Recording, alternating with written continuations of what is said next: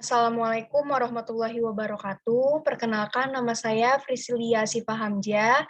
NPM saya 121-2018-044. Saya dari kelas akuntansi A. Di sini saya akan membahas tentang program audit laporan keuangan PT Polisem Indonesia Tbk periodenya 31 Desember 2020.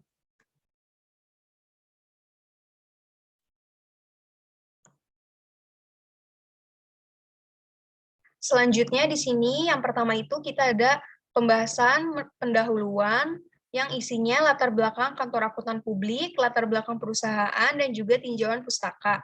Yang kedua ada pembahasan, isinya ada prosedur dan program audit perusahaan, dan yang ketiga ada kesimpulan. Selanjutnya kita akan membahas bab 1, pendahuluan. Latar belakang kantor akuntan publik, Imelda dan rekan. Sejarah KAP-nya, Imelda adalah partner dan pimpinan rekan di KAP Imelda dan rekan atau member firm of Deloitte Asia Pasifik dan jaringan Deloitte Global. Memiliki lebih dari 25 tahun pengalaman sebagai penyedia jasa akuntan publik di Indonesia. Pengalaman pemberian jasa yang mencakup perusahaan lokal dan multinasional, perusahaan terbuka maupun yang tidak terbuka. Cakupan pengalaman Imelda meliputi beberapa industri, diantaranya jasa keuangan, perbankan, asuransi, sekuritas, multi-finance, manajemen investasi, reksadana, media dan telekomunikasi, retail atau concern bisnis, dan teknologi. Untuk profil KP-nya, Imelda dan rekan terhubung dengan jaringan Deloitte melalui Deloitte Asia Pasifik yang merupakan bagian dari Deloitte Touch Tohmatsu Limited. Imelda dan rekan memiliki hak untuk memberikan jasa profesional menggunakan nama Deloitte yang mewakili entitas Deloitte di Indonesia, termasuk Deloitte Indonesia. Imelda dan rekan memiliki izin untuk memberikan jasa auditor untuk klien di Indonesia. Lokasinya berada di The Plaza Office Tower, 32, lantai 32, Jalan MH Tamrin, Kafling 28-30, kode posnya 10350. Untuk jumlah partner dan cabang KAP-nya, praktisi Imelda dan rekan di Indonesia bertumbuh sangat pesat tahun demi tahun hingga mencapai 1.700 karyawan dan lebih dari 57 partner hingga kini, tersebar di 2 kantor yang terletak di Jakarta dan juga Surabaya. Untuk latar belakang perusahaan, PT Polisem Indonesia Tbk. Sejarahnya, PT Polisem Indonesia Tbk dengan kode saham ADMG didirikan pada tanggal 25 April 1986 dengan nama PT Andayani Megah dan mulai berproduksi secara komersial pada tahun 1990. Pada bulan Desember 2005, perseroan berganti nama menjadi PT Polisem Indonesia Tbk. Untuk bidang usaha PT Polisem Indonesia, perusahaan bergerak di bidang perindustrian, perdagangan, dan juga perangkutan dan jasa.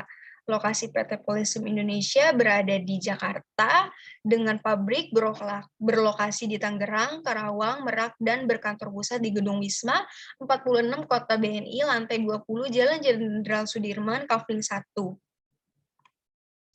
Di sini ada pemegang saham PT Polisem Indonesia yang terdiri dari yang pertama Prosfam Limited, yang kedua ada PT Gajah Tunggal, yang ketiga ada PT Satya Mulia Gema Gemilang, dan yang keempat ada masyarakat umum atau general public.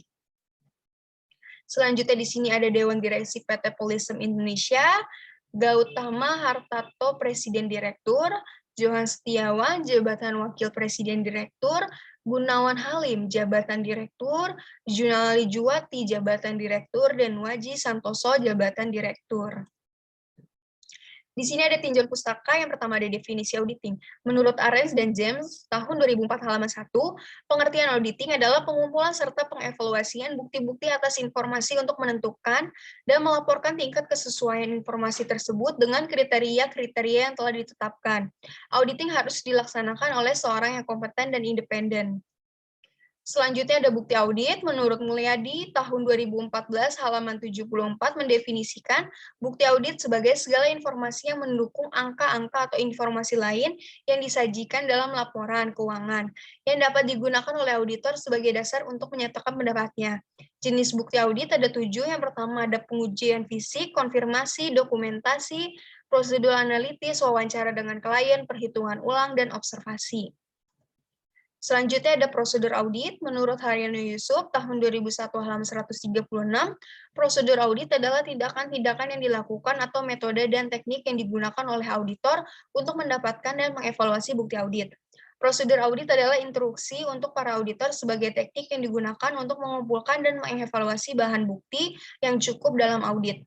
Tujuan diadakannya prosedur audit adalah agar audit dapat dilakukan dengan benar tanpa adanya kecurangan dari pihak manapun. Selain dengan adanya prosedur, maka hasil yang didapatkan juga lebih akurat dan dapat dipercaya.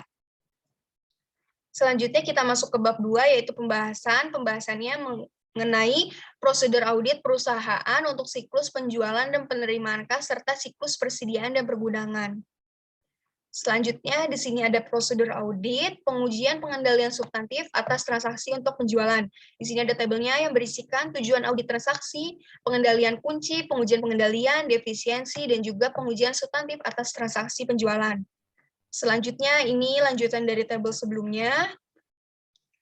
Selanjutnya yang kedua ada prosedur audit, pengujian, pengendalian, dan pengujian substantif atas transaksi untuk penerimaan kas.